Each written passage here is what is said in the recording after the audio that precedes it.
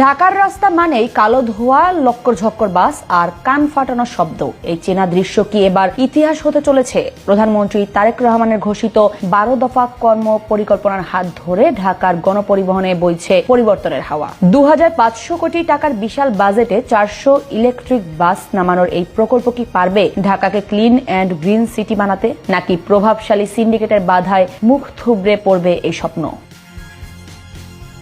এই বৈপ্লবিক পরিবর্তনের মূল কারিগর ঢাকা পরিবহন সমন্বয় কর্তৃপক্ষ।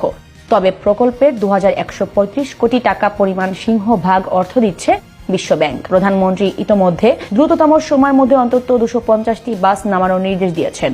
একই সাথে 2030 সালের মধ্যে ঢাকার গণপরিবহন ব্যবস্থাকে সম্পূর্ণ আধুনিকায়ন করার লক্ষ্য নির্ধারণ করা হয়েছে। তবে শুধু বাসই নয়, এর সাথে তৈরি হবে 3টি অত্যাধুনিক চার্জিং ডিপো এবং BRTA vehicle inspection centre. Dhaka ও নারায়ণগঞ্জকে কেন্দ্র করে এই বাসগুলো চলাচল করবে।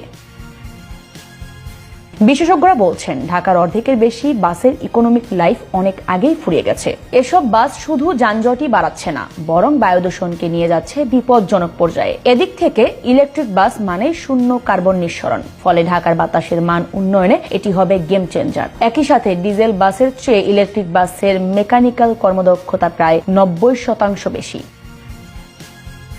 প্রধানমন্ত্রী নারীদের জন্য নিরাপদ ও বিশেষায়িত বাস সার্ভিসের ওপর বিশেষ গুরুত্ব দিয়েছেন।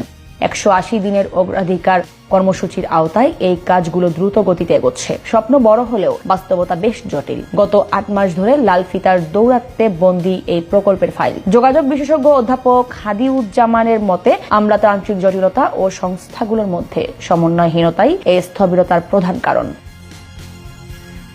এছাড়া 400 বাসের জন্য বিপুল বিদ্যুতের প্রয়োজন। আমাদের জাতীয় গ্রিড এই বাড়তি চাপ সামলাতে প্রস্তুত কিনা সেই প্রশ্ন উঠেছে। একই সাথে 5 বছর পর বাসের ব্যাটারি বা যন্ত্রাংশের রক্ষণাবেক্ষণ খরচ কে বহন করবে তা নিয়েও ভাবছে সংশ্লিষ্টরা। তবে এই প্রকল্পের প্রধান বাধা হলো পরিবহন খাতের প্রভাবশালী মালিকেরা। তারা বরাবরই আধুনিকায়নের পথে বাধা হয়ে দাঁড়ান। পুরনো ডিজেল বাস সরিয়ে নতুন ব্যবস্থা চালু করা তাই সরকারের জন্য একটি বড় রাজনৈতিক চ্যালেঞ্জ। তবে শুধু সংস্থার ওপর ভরসা করলে সেবার মান ধরে রাখা সম্ভব হবে নয় বলে মন্তব্য করেছেন ডক্টর শামসুল হক। তিনি জানান, সিএনজি খাতের মতো এখানেও বেসরকারি উদ্যোক্তাদের ইনসেনটিভ দিয়ে যুক্ত করতে হবে। একটি শক্তিশালী ইকোসিস্টেম গড়ে তুলতে হবে, যেখানে চার্জিং স্টেশন থেকে শুরু করে ব্যাটারি রিসাইক্লিং নীতিমালা থাকবে। সরকার ব্যক্তিগত গাড়ির চাপ কমাতে স্কুল শিক্ষার্থীদের জন্য ইলেকট্রিক বাস আমদানিতে শুল্কমুক্ত সুবিধা দেওয়ার সিদ্ধান্ত নিয়েছে। সচিবালয়ের এক বৈঠকে জানানো হয়, স্কুলগুলো যদি নিজস্ব ইলেকট্রিক বাসের বহর গড়ে তোলে তবে সকালের পিক